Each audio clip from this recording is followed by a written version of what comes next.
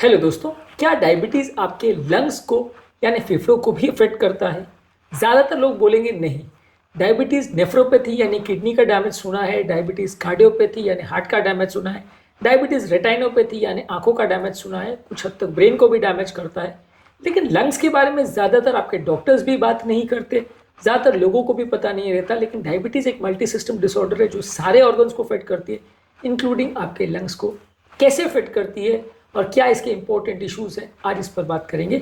Exclusive topic है, ज़्यादातर आपके डॉक्टर्स और आपके ज़्यादातर यूट्यूबर्स इस बारे में कोई बात नहीं करता होगा, लेकिन आज हम इस टॉपिक को भी कवर करेंगे कि डायबिटीज़ आपके लंग्स को भी अफेक्ट करता है और सीरियसली अफेक्ट करता है। टॉपिक पर जाने से पहले जो लोग हमारे चैनल पर नए हैं उन्हें रिक्वेस्ट करूँगा कि चैनल को सब्सक्राइब करें, वीडियोज़ को लाइक करें, शेयर करें, फॉलो करें, कमेंट करें। पूरा टॉपिक में सबसे पहले बात करेंगे किस तरह से वो अफेक्ट करता है, उसके बाद उसके लॉन्ग टर्म कॉन्सिक्वेंसेस क्या हैं और फाइनली आपको इसके बचने के लिए क्या करना चाहिए।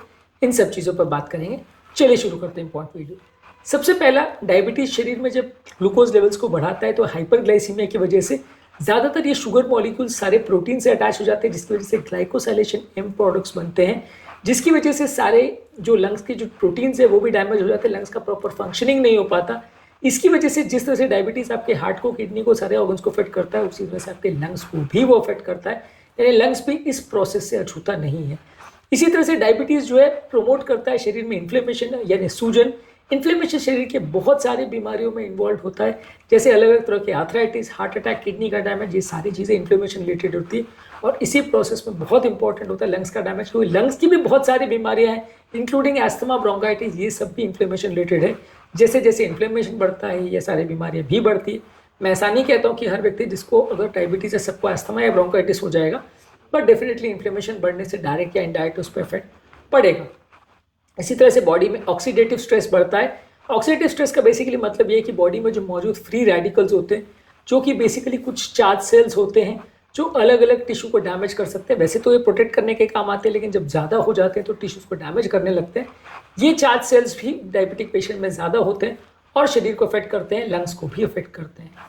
इसी तरह से डायबिटीज़ वाले पेशेंट में शरीर की क्लॉटिंग टेंडेंसी बढ़ जाती है। इस वजह से आपके लंग्स की बड़ी और छोटी सभी नलियों में क्लॉट टेंडेंसी बढ़ जाएगा, जिस वजह से जो आपके लंग्स में ऑक्सीजन का एक्सचेंज होना चाहिए, कार्बन डाइऑक्साइड का एक्सचेंज होना चाहिए, जिसके लिए अच्छा ब्लड सप्लाई चाहिए, वो कॉम्प्रोमाइज़ हो जाता है। अलग अलग तरह की नलियों में चोकिंग हो जाता है, जिसकी वजह से लंबे समय में लंग्स का डैमेज होना बढ़ता है। हालांकि लंग्स उतना ज़्यादा अफेक्ट नहीं होता जितना किडनी या जितना हार्ट या जितना ब्रेन होता है, लेकिन फिर भी डेफिनेटली लंग्स आपका इन्वॉल्व होता है और एक्सचेंज रेशियो जो है कंपेरेटिवली इसमें कॉम्प्रोमाइज़ होता है। वेंटिलेशन परफ्यूजन मिसमैच जिसे बोलते हैं कि जिस एरिया में ब्लड जा रहा है वहाँ ऑक्सीजन नहीं हो, जहाँ ऑक्सीजन जा रहा है वहाँ ब्लड नहीं, वो प्रॉब्लम कंपेरेटिवली लंग डिजीज में, डायबिटीज़ में देखने को मिलती है। उतना ज़्यादा नहीं होता जितना बाकी सारे ऑर्गन्स में होता है, उतना सीरियस नहीं होता कि आपको पेशेंट के लिए जिस तरह से किडनी ट्रांसप्लांट करना पड़ता है, जिस तरह से एंजियोप्लास्टी करना पड़ता है, तो आपको लंग्स की नली का भी एंजियोप्लास्टी करना पड़ता है, ऐसा नहीं है। लेकिन फिर भी कंपेरेटिवली थोड़ा बहुत डैमेज ज़रूर होता है। इसी तरह से डायबिटीज़ आपकी इम्यूनिटी को भी कॉम्प्रोमाइज़ करता है। आपका शरीर का इम्यूनिटी बहुत इंपॉर्टेंट रोल प्ले करता है अलग अलग तरह के इन्फेक्शन से आपको बचाने में। ये इन्फेक्शन जो है अलग अलग तरह से लंग्स को आपको डैमेज कर सकते हैं। बहुत सारे निमोनिया और लंग्स के इन्फेक्शन जो कई बार जानलेवा भी हो सकते हैं, वो भी डायबिटीज़ में थोड़ा ज़्यादा कॉमन है। तो ये सारी चीज़ें भी डायबिटीज़ वाले पेशेंट में ज़्यादा देखने को मिलती है, यानी निमोनिया या इन्फेक्शन होने के चांस भी ज़्यादा होता है। उनसे रिकवरी प्रोसेस भी कई बार कॉम्प्रोमाइज़ होता है यदि आपका शुगर लेवल ज़्यादा है। कुछ स्टडीज़ ने ये भी शो किया है कि कुछ और मैकेनिज्म द्वारा आपका जो लंग्स का टोटल वॉल्यूम है वो भी कॉम्प्रोमाइज़ होता है, यानी जो लंग्स के टेस्ट किए जाते हैं जिसमें आपका एक्सपिरेटरी वॉल्यूम, इंस्पिरेटरी वॉल्यूम ये सब चेक किया जाता है, वो भी कॉम्प्रोमाइज़ होता है। डायबिटिक्स लोगों में नॉन डायबिटिक के कंपैरिजन में ज़्यादा खराब वैल्यूज़ देखे गए हैं। इसी तरह से जो आपका गैस का एक्सचेंज है अलग अलग लेवल पे, जो कैपिलरीज के लेवल पे जो ऑक्सीजन और कार्बन डाइऑक्साइड का जो एक्सचेंज होना चाहिए, वो एल्वोलाई भी डायरेक्टली इनडायरेक्टली अम्पेयर होता है डायबिटीज़ में। इसकी वजह से वो दीवारें जिसकी में एक्सचेंज होना चाहिए वो कॉम्प्रोमाइज़ हो जाती है, उसमें फाइब्रोसिस बढ़ जाता है और ये गैस एक्सचेंज भी कॉम्प्रोमाइज़ होता है डायबिटीज़ की वजह से। हालांकि मैं फिर से कहूँगा कि बहुत ज़्यादा प्रोमिनेंट नहीं है और पूरा लंग्स खराब हो जाएगा, ट्रांसप्लांट करना पड़ेगा, वैसा तो नहीं है, लेकिन हाँ सिग्निफिकेंट इफेक्ट हो सकता है। इसके लॉन्ग टर्म कॉन्सिक्वेंस क्या है?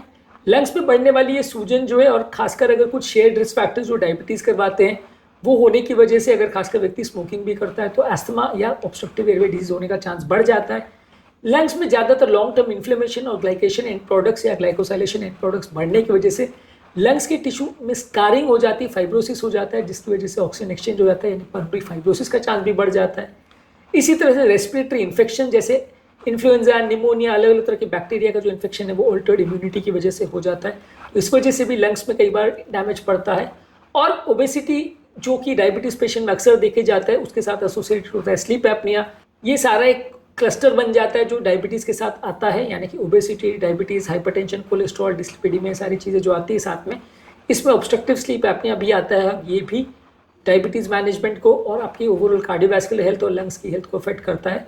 तो ये भी एक ऐसी बीमारी है जो डायबिटिक्स में ज़्यादा देखने को मिलता है और ये लंग्स को भी इफेक्ट करता है। तो ये 4 मेन तरीके हैं जिससे लंग्स का आपका अफेक्ट होता है, यानी ऑब्स्ट्रक्टिव एयरवे डिजीज हो सकता है, पल्मोनरी फाइब्रोसिस हो सकता है, इन्फेक्शन हो सकते हैं और स्लीप एपनिया हो सकता है, जिसकी वजह से आपके डायबिटिक पेशेंट्स में लंग का डैमेज होने के चांस बढ़ जाएँ।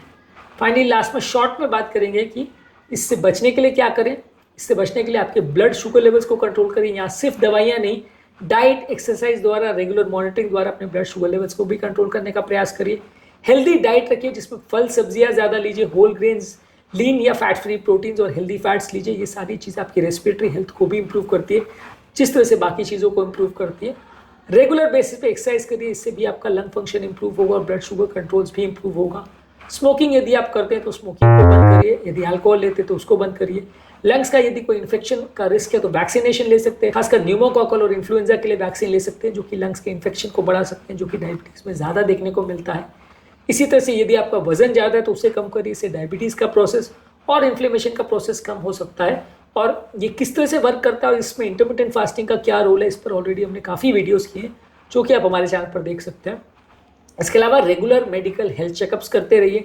रेगुलर मेडिकल हेल्थ चेकअप्स करने से अगर कुछ ऐसा डैमेज या इस तरह का प्रॉब्लम पिकअप हो रहा है तो आप उसको जल्दी तरह से मैनेज कर सकते हो, बेटर वे में मैनेज कर सकते हो, प्रॉब्लम बढ़ेगी नहीं। और फाइनली अगर डैमेज हो जाए तो पल्मोनरी रिहैबिलिटेशन कर सकते हैं, जिसमें लंग्स के फंक्शन को इम्प्रूवाइज करने के लिए और लंग्स की हेल्थ को बेटर बनाने के लिए बहुत सारे स्टेप्स किए जाते हैं। आज के टॉपिक में हमने बात करी डायबिटीज़ लंग्स को अफेक्ट डेफिनेटली करता है, बहुत ज़्यादा नहीं करता लेकिन करता है, सिग्निफिकेंटली करता है और कई बार डायरेक्टली इनडायरेक्टली कई तरह से वो आपकी लंग्स की बीमारियों को बढ़ा सकता है। इसलिए डायबिटीज़ वाले पेशेंट पे सिर्फ हार्ट पर या किडनी पर या ब्रेन पर फोकस करने के बदले आपको सारे ऑर्गन्स पर फोकस करना है। डायबिटीज़ को एज अ डिजीज प्रोसेस ही कम करने का प्रयास करना है, तभी आप इससे रिलेटेड सारे ऑर्गन के डैमेज से बच सकेंगे और अपने पेशेंट्स को बचा सकेंगे। उम्मीद करूँगा कि आज के टॉपिक में कुछ नया जानने को मिला होगा। जो लोग हमारे चैनल पर नए हैं उन्हें रिक्वेस्ट करूँगा कि चैनल को सब्सक्राइब करें, वीडियोज़ को लाइक करें, शेयर करें, फॉलो करें, कमेंट करें, पूरा देखें।